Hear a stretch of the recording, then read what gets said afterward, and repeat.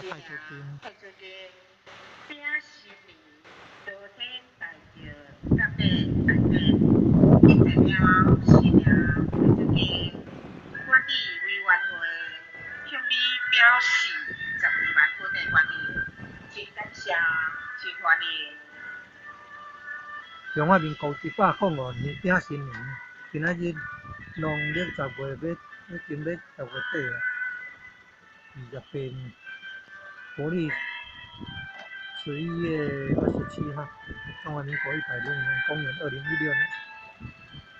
要举办谢恩的9天的